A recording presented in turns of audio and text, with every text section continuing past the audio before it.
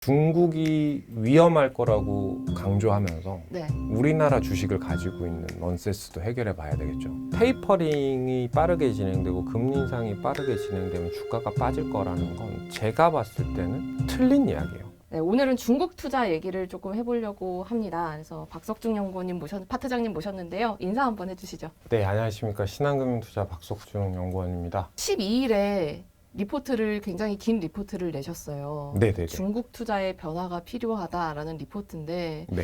그거 굉장히 심혈을 기울여서 쓰셨다고 새벽 4시까지 퇴근을 안 하셨다는 후문이 급하게 쓰느라고 그랬습니다. 그래요?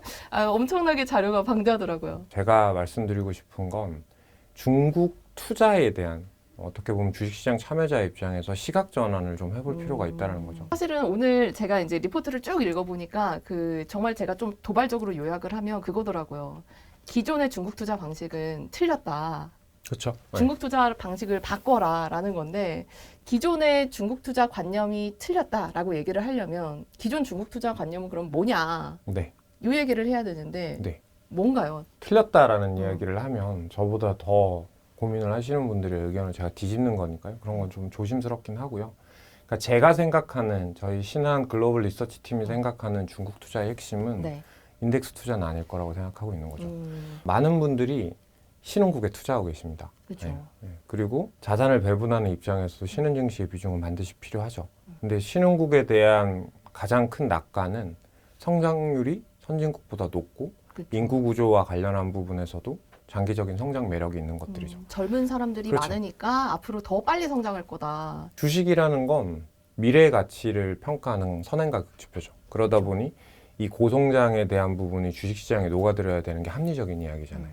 근데 여기에서부터 우리가 첫 번째 오류가 시작되는 거예요. 기업의 외형 성장이라고 하는 매출 성장, 네. 탑라인이라고 이야기를 하거든요. 음. 그거랑 동행합니다. 근데 성장과 매출과 이익은 동행하지 않은 경우가 많아요. 신흥국 같은 경우는 고성장을 하는 국가이기 때문에 대부분 외형 성장에서 오는 과실을 재투자로 이어가는 경우가 많아요. 그리고 네. 사업 구도로 보면 대부분 노동집약적인 산업에 국한되다 보니 마진율이 상당히 낮죠. 그러다 네. 보니 사실 신흥국 같은 경우는 매출 성장은 2000년도 초반에는 중국 중심의 성장을 할 때는 매출 이익이 다 선진을 압도했지만 네. 최근 10년간의 트렌드를 보면 그렇지 않죠. 그리고 주가는 이익과 밸류에이션의 곱입니다. 네. 네, 지금은 제가 이익에 대한 이야기를 드렸고 밸류에이션에 대한 이야기를 하면 이 밸류에이션은 뭐가 있을까? 여러 가지가 있겠죠. 첫 번째 금리. 어디가 우위가 있겠죠. 당연히 선진국이 낮은 금리에 밸류에이션의 할증 관련한 부분에 네. 선진국보다 우호적일 테고 두 번째는 예측 가능한 성장을 해야 돼요.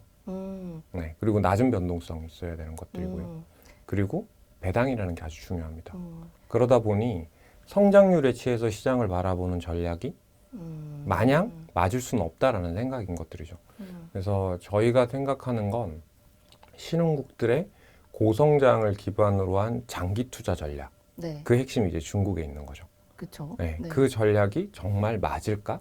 라는 의문이 드는 겁니다. 굉장히 근본적인 질문이네요. 그러니까 네네. 경제 성장한다고 이익과 밸류에이션 두 가지로 보면 경제 성장한다고 이익이 무조건 그만큼 따라서 급격하게 느는 것도 아닐 것 같고 그렇죠. 밸류에이션으로 봐도 말씀하신 금리나 아니면 배당이나 변동성이 너무 커서 네. 이 정도로 높게 둘 수 있겠느냐 뭐 이런 그리고 얘기. 이제 한국의 경험을 한번 녹여볼게요. 한국이 가장 고성장을 했던 시점이 올림픽을 전후로 한 구간이죠. 그때 대한민국의 주가 지수가 재밌었냐? 그랬을 것 같지만 그렇지 않아요. 아 그런가요? 네, 코스피가 100에서 1000을 갈 때는 10년이 조금 넘는 시간이 걸렸고요. 네. 1000에서 2000을 갔던 그 고성장 구간이죠. 바이코리아가 진행됐던 구간. 이때 코스피가 1000에서 2000을 가는데 몇 년을 걸린 줄 아세요? 18.6년이 걸렸어요. 20년이 그렇게 오래 걸렸죠. 걸렸나요? 네. 네. 고성장하는 국가는 인덱스에서 큰 매력을 찾기가 어려워요. 저희의 상식적인 통념적인 시각이랑은 다르죠. 근데 이 18.6년이라는 시간 동안 인덱스를 안 사고 종목을 샀다면 어떤 일이 벌어졌을까요? 인덱스 샀다면 2배 버는 거고. 그렇죠. 20년을 샀다면? 기다려서 인덱스 2배를 벌었다? 음. 사실 매력적인 투자 대상은 아니에요. 그러네요. 인플레랑 보면 거의 비슷할걸요. 근데 제가 강조드리는 건 그때 삼성전자는 인덱스가 100%를 오르는 동안 3000%에 가까운 상승을 했고 네. 배당 수익을 제외한 겁니다. 포스코와 같은 기업들도 1500%, 2000%가 상승을 했어요. 그럼 뭐냐? 성장하는 국가의 인덱스로 장기 투자를 하는 게 옳으냐라는 거죠. 성장하는 국가의 가실은 섹터를 보는 게 맞죠. 오히려 인덱스 투자를 한다면 S&P 500을 보시는 게 훨씬 더 맞을 거예요. 그래서 뭐 미국은 지수, 중국은 종목이라는 단어로 기결될 수밖에 없겠지만 한참 이렇게 가 있는 시장의 시각을 저는 이쪽으로 옮겨가야 된다고 생각하는 거죠. 결론은 중국은 인덱스 투자가 해답은 아닐 거다라는 거죠. 조심스러운 이야기입니다. 중국을 좋게 보자라는 이야기가 아니고 네.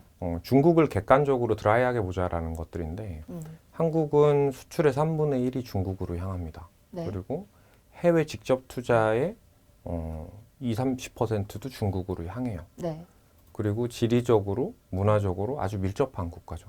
그렇죠. 그럼에도 불구하고 기자님한테 여쭤보고 싶은데 중국 네. 금융시장을 얼마나 이해하십니까? 아. 라고 이야기하면 그러지 못하죠. 혹은 뭐 이런 이야기를 하죠.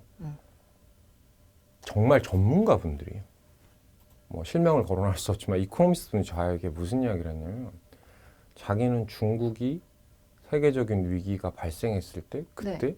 중국에 전 재산을 투자할 거라고 이야기를 하는데 서프라임 모기지나 IMF 사태 같은 것들이 중국에서 시작되는 거죠. 아. 네, 중국은 그게 극복할 거니까 우리가 아. IMF를 극복했던 것처럼 아, 네. 그때 투자의 기회가 있을 거라고 이야기하시는 분들도 많은데 저는 그것도 동의할 수 없어요. 두 가지 이유인데 우량한 자산은 항상 좋은 자리를 허락하지 않고요.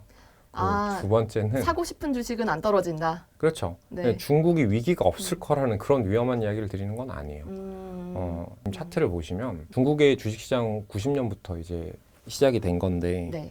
장기적인 추세선을 그려보면요. 중국은 아주 크고 작은 위기들이 있죠. 근데 중국을 매수해야 되는 시점은 크고 작은 위기들이 반복됐었던 그 구간이었다는 거죠. 그 추세선의 하단을 깨지는 구간, 그 구간이 이제 주식을 매수해야 되는 구간인데 그때 중국 주식을 사자는 사람들은 없어요. 주식의 가치는 높은 성장률 경기가 좋은 나라에 투자를 한 게 아니라 값이 싼 주식이 저평가가 돼 있을 때 매수 타이밍이거든요. 그런 시각들도 바꿔봐야 되겠죠. 그리고 이게 더 중요해요.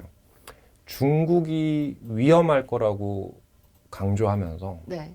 우리나라 주식을 가지고 있는 넌센스도 해결해 봐야 되겠죠. 중국이랑 한국이랑 밀접하게 경제적으로 연결이 돼 있는데도 불구하고 그럼요. 중국은 위험하다고 하고 한국은 투자하는 거 이거 그쵸. 좀 이상한 네. 것 같다. 그러니까 시계를 보면요. 네. 고장이 나거나 건전지가 나가면 그래도 하루 2번은 맞습니다. 그렇죠? 네. 그쵸. 그냥 네. 머물러 있으면 정확히 맞죠. 네. 90년부터 중국이 망할 거라고 떠들던 월가 아이비들의 의견은 단 한 번도 맞은 적이 없는데 중국을 매도하고 중국을 편협한 프레임으로 맞추기보다는 금융시장 참여자는 아주 객관적인 시각으로 우리가 봐야 되는 건 G2 분쟁에서 미국과 중국이 어떻게 변해가고 이길 건지도 중요하겠지만 그래서 중국의 대응 전략에서 어떤 성장의 가실이 나올지를 저희는 크게 고민하지 않는다는 거죠. 금융시장 참여자는 성장을 쫓는 겁니다.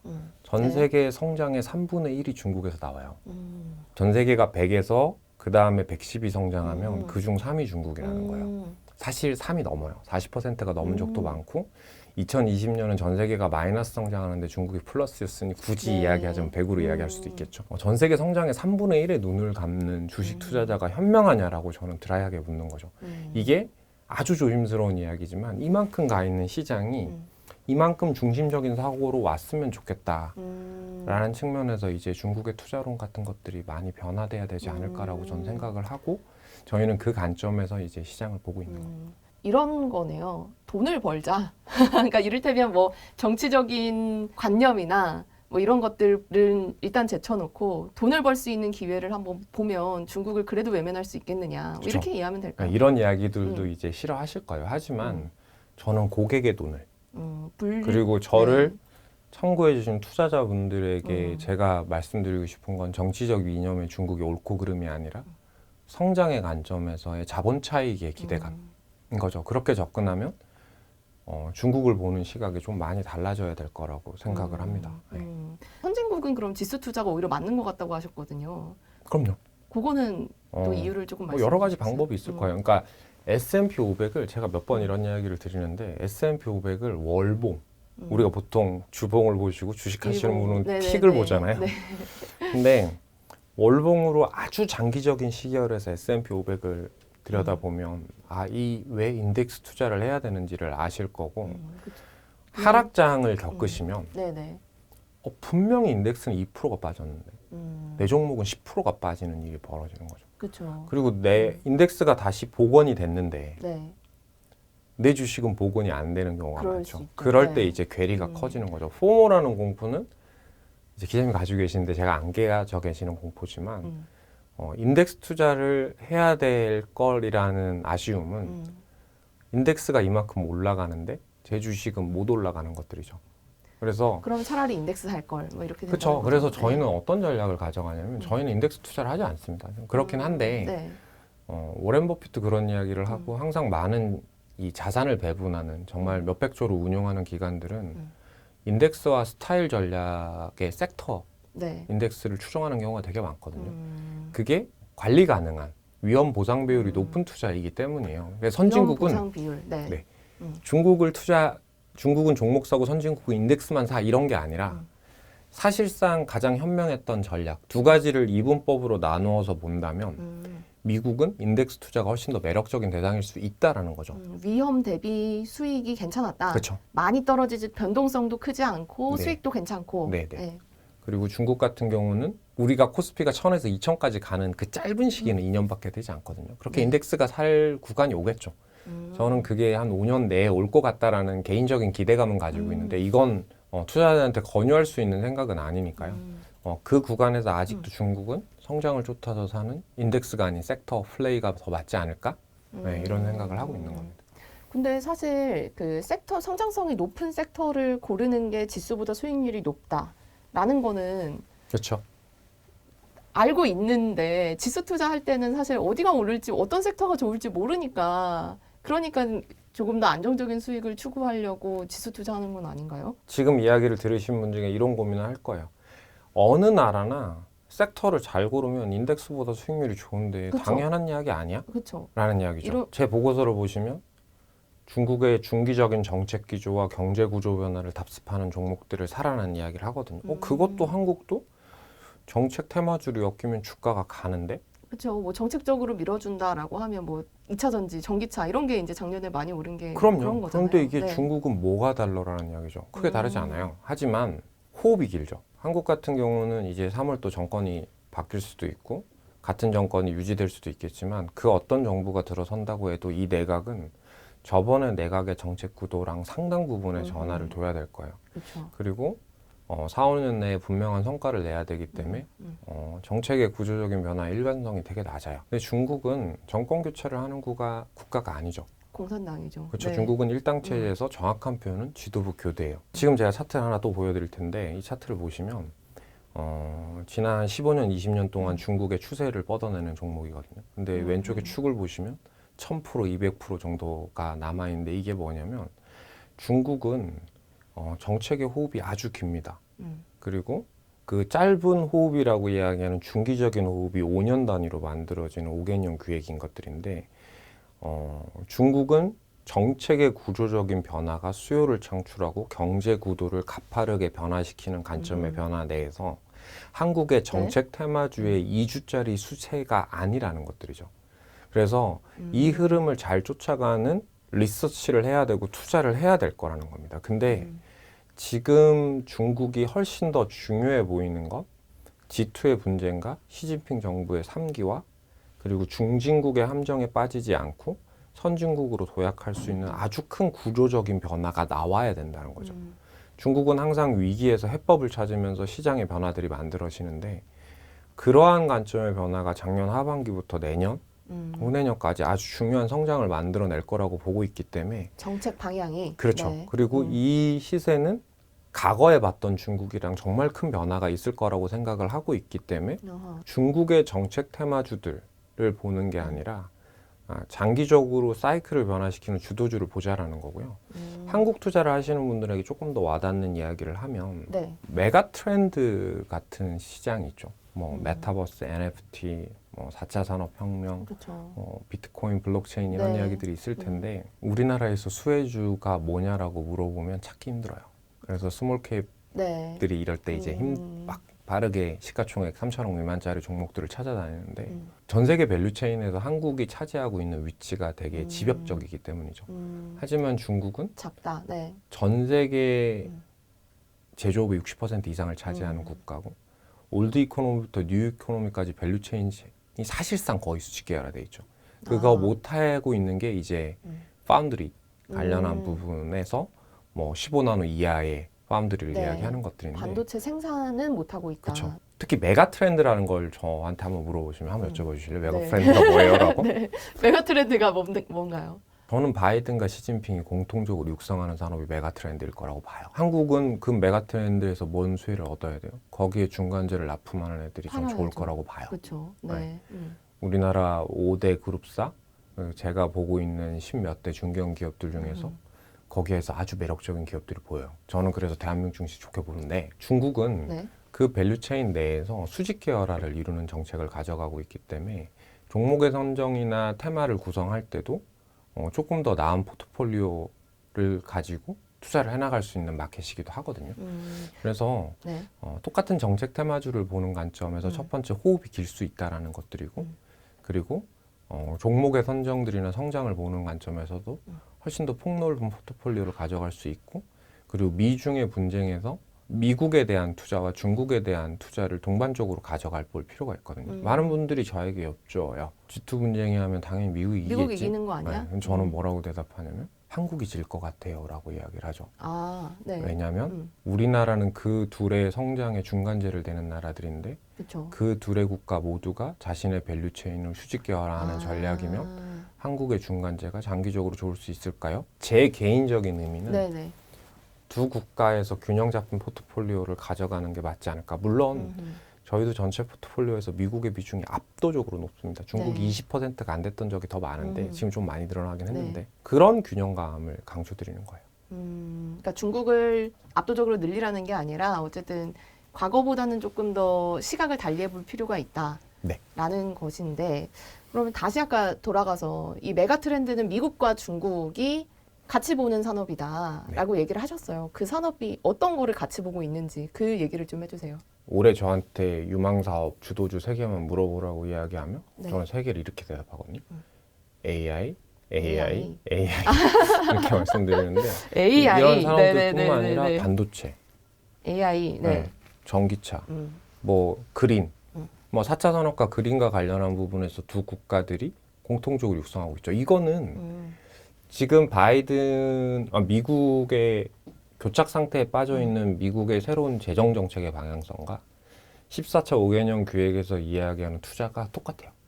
방향성이. 더 재밌는 건 유럽도 이 방향으로 가고 있고 한국의 대선 후보 모두가 여기에 대한 투자를 강조하고 있죠.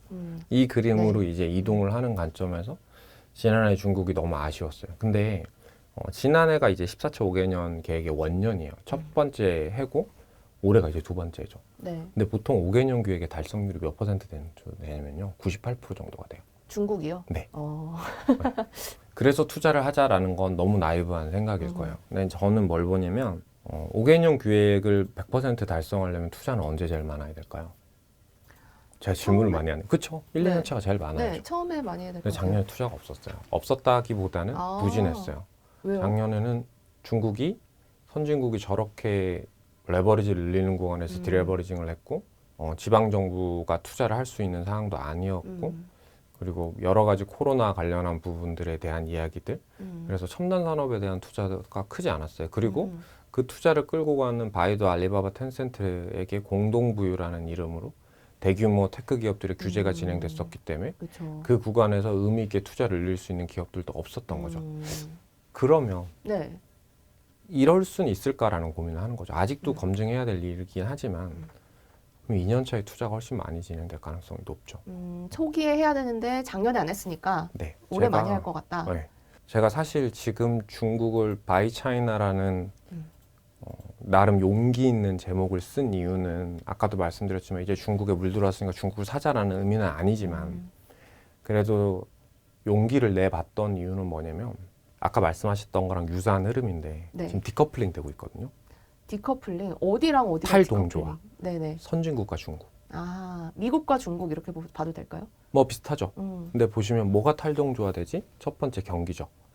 중국은 미국과 유럽이 코로나로 인해서 신용의 위험이 어딘지 모르는 하락을 하는 구간에서 그게 2010년 6월 상반기 6월까지인데 그 구간에서 중국은 우한에서 시작된 바이러스를 가장 먼저 통제하고 정부의 가장 큰 부양 정책으로 인해서 경기 회복을 올라갔죠. 갔던 국가죠. 네네. 그리고 나머지 선진국들이 재작년 하반기부터 경기가 아주 가파른 리커버로 보일 때, 그리고 중국은 거기에서 이제 디레버리징을 하기 시작하면서 경기의 하방을 확대하는 그림으로 갔죠. 네. 통화 정책도 마찬가지죠. 근데 지금 변곡점 같다는 느낌 안 드세요? 미국과 선진국 경기는 픽아웃을 하는 구간에서 그쵸. 중국은 네. 바텀, 그러니까 바닥을 잡는 모습이 보이고, 미국이 3월까지 테이퍼링을 끝내고 3월부터 금리 인상을 하고 하반기에 QT를 한다라고 이야기를 하는데, 네네. 중국은 테이퍼링이 결정된 전주에 지준율을 내리고 그 다음 주에 낮은 수준이었긴 했지만 기준금리와 비슷한 LPR 금리를 인하했죠. 네. 그러니까 미국은 돈 푼 거를 좀 걷어들이려고 하고 중국은 오히려 풀고 있는 이런 반대되는 그림인 거잖아요. 그렇죠. 네. 그래서 저는 중국을 좀 새롭게 바라볼 구간에 들어서 있긴 했다. 좀 그런 생각을 해요. 제가 차트를 또 하나 보여드릴 텐데, 어떤 차트인가요? 이게 저는- 이제 네. 미국과 중국의 M2 증가율이에요. 아, 통화량? 네, 네. 광의 통화량인데 미국발 금융위기에는 중국의 유동성으로 위기를 회복했어요. 미국발 금융위기는 중국의 유동성으로 위기를 해결했다. 그렇죠. 네. 중국의 좀 4조 풀어주세요. 위안, 네, 4조 네. 위안의 부양 정책으로 한국의 차화정이 만들어졌고 글로벌 경기가 빠르게 돌아서는 계기를 만들었죠. 어찌됐건 중국에서 시작된 이 팬데믹에 대한 우려에는 미국의 유동성으로 이런 그림. 근데 중요한 건 뭐냐면 재밌네요. 넥스트 사이클이에요. 네. 넥스트 사이클은 뭐냐면, 그리고 중국은 4조 위안의 투자가 과도한 차입을 통해서 만들어졌고, 이 과도한 차입의 투자는 과열을 만들었어요. 그리고 중국은 이걸 해소하는데 긴 시간을 보냈죠. 네. 다음 사이클이 어떻게 될지는 지켜봐야 될 이야기이긴 하지만 제가 이야기 드릴게요. 갑자기 중국 이야기하다 글로벌 이야기를 하는데, 테이퍼링이 빠르게 진행되고 금리 인상이 빠르게 진행되면 주가가 빠질 거라는 건 제가 봤을 때는 틀린 이야기예요. 네. 미국은 엄청 합리적인 마켓이거든요. 금리가 올라오는 속도랑 성장이 올라오는 속도는 항상 이 저울질 혹은 시속 게임을 합니다. 근데 지금은 금리의 인상 속도가 빨라졌으니 당연히 밸류에이션의 하락이 진행돼야죠. 주식이 조금 휘청거릴 수 있는. 그렇죠. 네. 근데 이게 요 부분이 밸류에이션에 그대로 반영됩니다. 그리고 이익은 또 이제 언제 올라오는, 왜냐하면 금리가 상승하는 배경은 경기와 이익이 확장이기 때문이에요. 그렇죠. 그래서 경기가 좋으니까 금리를 올리는 거죠. 네. 그래서 아주 장기적인 추세로 보면 아주 작은 파고인 거죠. 근데 중요한 건 뭐냐면 여러분들이 중국 이야기보다 이 이야기도 집중했으면 좋겠는데, 지수를 그려볼게요. 주가가 올라옵니다. 금리 인상이 빨라지면서 주가가 빠져요. 네. 그리고 이건 복원되는 케이스가 거의 100%라고 보시면 돼요. 근데 네. 여기에 올라왔던 시장의 컬러랑 금리 인상을 막고 리커버가 되는 요 두 가지 기울기는 유사할지 모르나 시장의 컬러는 완벽히 변화돼요. 아하. 이때의 네. 주도주가 이때의 주도주가 아니라는 겁니다. 마켓은 10% 이상의 조정을 거치면 반드시 색깔을 바꿔나가거든요. 근데 저는 이 그림을 봤을 때 이제 신흥국의 차별화가 나오는데, 중국, 한국을 좀 새롭게 보자, 뭐 이런 이야기를 지금 드리고 있는 거죠. 글로벌 시장에서 그럼 지금까지 올랐던 거, 이 컬러는 우리가 다 아는 성장주, 네. 뭐 이런 거였잖아요. 그럼 여기 약간 지금 흔들린다고 보면 다음 시장에 올라갈 수 있는 컬러는 뭐라고 보시길래 여기서 신흥국 얘기로 또 이어지는 건가? 네. 지난 하반기에 전 세계적인 큰 흐름은 US의 호황과 난 US의 부진이었어요. 네. 선진 신흥도 아니에요. 유럽, 일본이 주가가 약세인데 미국은 계속 좋았잖아요. 신고가를 도대체 몇 번이나 경신했는지 모르겠어요. 세다 말았는데 네. 제가 강조드리고 싶은 건 뭐냐면, 미국만 좋지는 않을 거라는 거죠. 아. 그리고 성장주가 좋았으니 이제 성장주 빠지고 민감주가 좋을 거야, 뭐 가치주가 좋을 거야, 배당이 좋을 거야, 이렇게 이분법적으로 보지 마세요. 네. 왜 그렇게 단정하고 보는지 모르겠어요. 민감주 대비 성장주가 많이 올랐을 것 같죠. 네. 올해 연초 대비, 작년 연초 대비해서 1점 몇 프로 더 올랐어요, 성장주가. 그러니까 그런 이분법적인 사고가 이것만 사야지 하는 사고가 내 수익률을 계속 갉아먹고 있는 거죠. 그렇게 되면 성장주에 몰빵해 있기 때문에 주가가 조금만 빠지면 바닥에서 매도할 가능성이 되게 커요. 그러니까 올해 전략은, 뭐 제가 갑자기 중국 이야기라 다 이쪽으로 넘어가는데, 올해 전략은 저는 시장이 이렇게 말하거든요. 알파와 베타. 뭐 이게 어려우실 수도 있는데 이렇게 표현하는 게 가장 정확해서 말씀드리는 건데 알파는 절대 수익이라고 생각하시면 되고요. 베타는 시장 수익, 시장보다 그럼 조금 좋은 수익률을 네. 만들어야 되겠죠. 알파는 여전히 성장주에 찾아야 돼요. 구조적인 변화를 지속하는 반도체 주식을 팔 거예요. 전 그렇지 말아요. 하지만 여기 일변도가 아니라 올해는 이게 바벨이라고 하는데 민감주 중에서도 좋은 애들. 민감주라는 게 경기에 민감한 애들이거든요. 그렇죠. 거기에서 이제 신흥국 증시들이나 뭐 새로운 투자와 관련된 부분에서 좋을 수 있는 애들을 같이 찾는 거죠. 그러니까 한 방에 몰빵해서 내 계좌를 인덱스보다 훨씬 더 크게 가져갈 거예요. 수익률이 좋을 수 있겠지만 못 그럴 확률이 많다는 거죠. 그리고 제가 자주 강조하는 이야기인데 과거에 좋았던 경험을 계속 끌고 가면 시장의 컬러가 바뀌는 구간에서 시장에 소외될 거예요. 저희도 오늘 아침에 포트폴리오를 하면서 제가 사랑하는 저희 팀원들한테 이야기했던 건 지수가 내릴 때 네. 잘 방어하는 애들을 고르기보다는 시장이 펀더멘탈을 보기 시작하면서 금리 상승을 감내 가능한 구간까지 경기가 좋아지면 위험이 선호되는 시기가 오면 네. 그때 시장보다 수익률이 더 좋은 애들을 쫓아봐라. 그래서 그 종목을 조금 다르네요. 네, 그 종목을 시장 빠지는 거를 신경 쓰지 말라 그랬어요. 저는 틀릴 수도 있지만 전 이번 조정이 골이 깊을 거라고 생각하지 않았거든요.